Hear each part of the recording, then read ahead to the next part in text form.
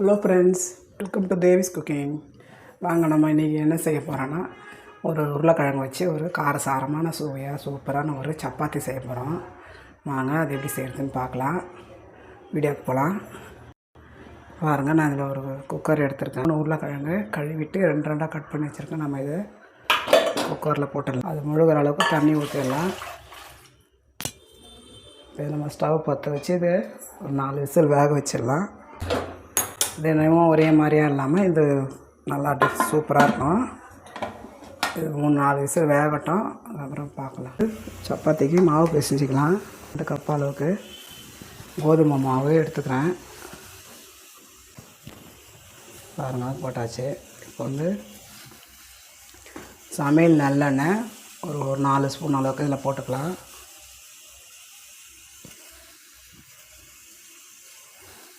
இந்த அளவுக்கு சால்ட்டு போட்டுக்கலாம். ஒரு சின்ன ஸ்பூன் 1/4 ஸ்பூன் அளவுக்கு இதை நல்லா கலந்துட்டு நம்ம நல்லா எல்லா மாவில் படுற மாதிரி கலந்தாச்சு. கொஞ்சம் கொஞ்சம் தண்ணி போட்டு இது நல்லா சப்பாத்தி தேவையான அளவுக்கு பிசைஞ்சிக்கலாம். பாருங்கள், மாவு நல்லா பிசைஞ்சாச்சு. இப்போ நம்ம இதை அப்படியே ஒரு தட்டு போட்டு மூடி வச்சிடலாம். அதுக்குள்ளே உருளைக்கிழங்கு மசாலா வந்து நம்ம ரெடி பண்ணிடலாம். பாருங்கள், இந்த உருளைக்கிழங்கு நம்ம வேக வச்சிட்டோம் இல்லையா, அதிகமாக தண்ணி இல்லாமல் அதிகமாக கட்டியாக இல்லாமல் இந்த மாதிரி வேக வச்சு எடுத்துகிட்டு இதில் உடச்சி விட்டுறலாம்.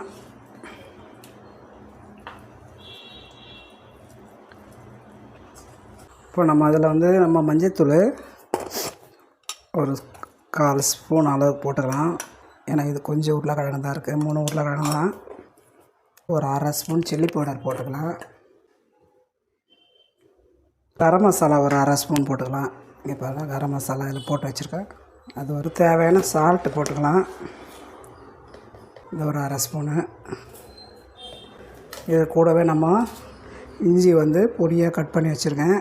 இஞ்சி, பச்சை மிளகா, அதுமாரி 2 பச்சை மிளகா, கொத்தமல்லி இலை சின்ன சின்னதாக கட் பண்ணியிருக்கேன். இதையும் சேர்த்துடலாம்.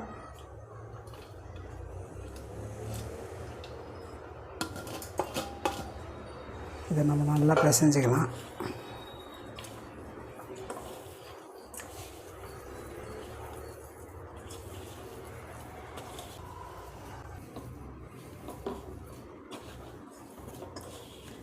பாருங்கள், இப்போ நல்லா இது பிசைஞ்சாச்சு. நல்லா வாசனை டேஸ்ட்டாக இருக்கும். இதை நீங்கள் சாப்பிட்டு கூட பார்க்கலாம், உப்பு இருக்கா என்ன இதுன்னு. இந்த மாதிரி சின்ன சின்ன உருண்டையாக உருட்டிக்கலாம்.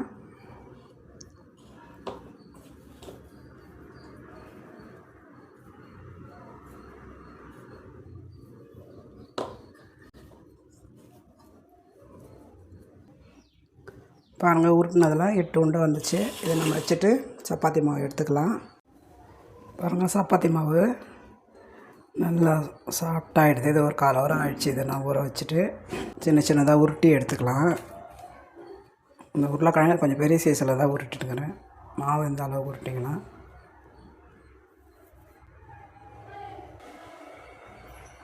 இந்த சைஸ் போதும். இப்போ நம்ம இதை இந்த சப்பாத்தி கல்லில் வச்சு திரட்டிக்கலாம்.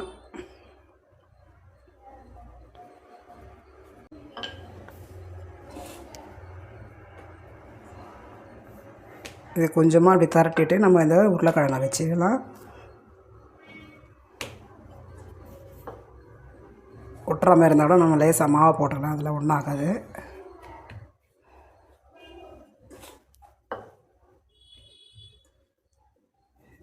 இப்போ நம்ம உருளைக்கிழங்கு இதில் ஒன்று வச்சுட்டு இந்த மாதிரி மடிச்சிடலாம்.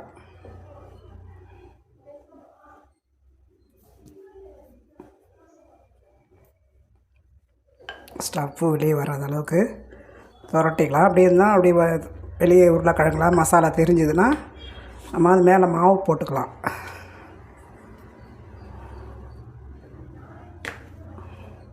தெரியுது பாருங்கள், இது மாதிரி மாவு போட்டுக்கலாம்.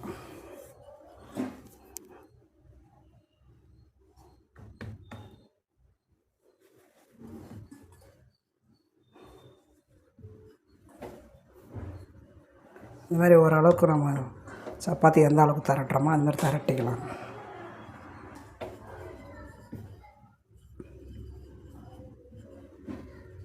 பாருங்கள் இந்த அளவு திரட்டியாச்சு. இப்போ நம்ம இதை எடுத்து ஒரு தட்டில் வச்சுக்கலாம். அப்புறமா அதை சுடலாம்.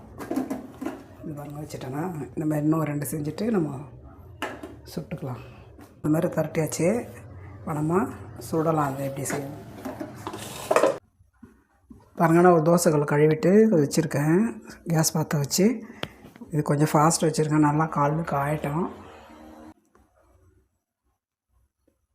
அதில் ஒரு ஸ்பூன் எண்ணெய் போட்டுக்கலாம். கல் காஞ்சிடுச்சு. சுற்றி சைடில் எண்ணெய் போட்டுடலாம்.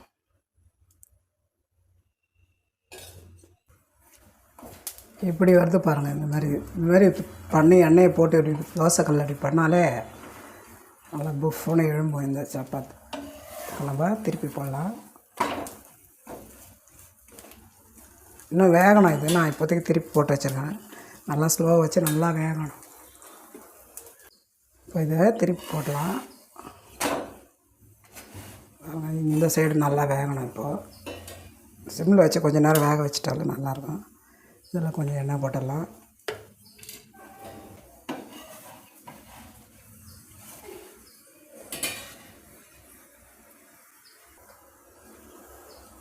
பாருங்கள் இந்த சைடும் திருப்பி போடலாம். நல்லா எப்படி வந்துருக்கு பாருங்கள். இது வேகும்போது நல்லா வாசனையாக இருக்கும். ஏன்னா இல்லை மசாலாலாம் உள்ளே இருக்கிறதுனால இது வெந்து வரும்போது நல்லா சூப்பராக வாசனை இருக்கும்.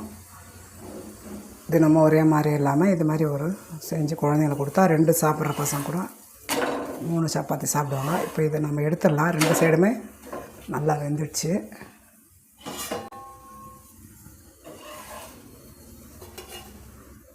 பாருங்கள். இப்போ இதை வச்சுட்டு இன்னொன்று போடலாம். அதே மாதிரி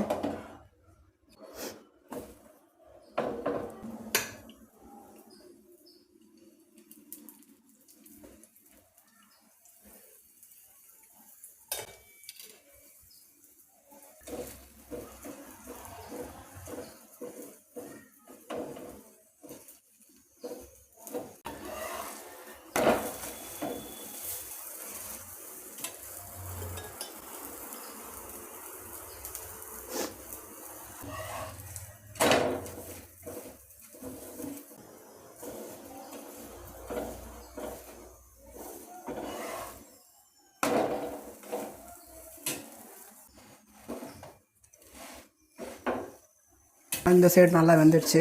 இப்போ நம்ம இந்த சைடு திருப்பி போட்டு இந்த சைடு நல்லா வந்துடுச்சு. இப்போ நம்ம இதை எடுத்து ஒரு பிளேட்டில் வச்சிடலாம்.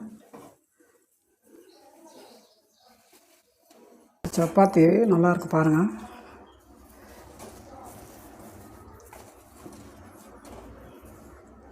இவ்வளோ ஸ்டஃப்பு வச்சதுனால நல்லா அருமையாக இருக்குது பாருங்கள். டேஸ்ட்டாக இருக்கும், அருமையாக இருக்கும் அந்த சப்பாத்தி. உங்களுக்கு இந்த வீடியோ பிடிச்சிருந்தா லைக் பண்ணுங்கள், ஷேர் பண்ணுங்கள், சப்ஸ்கிரைப் பண்ணுங்கள், ஃப்ரெண்ட்ஸுக்கும் ஷேர் பண்ணுங்கள். நெக்ஸ்ட் வீடியோவில் சந்திப்போம். பாய்.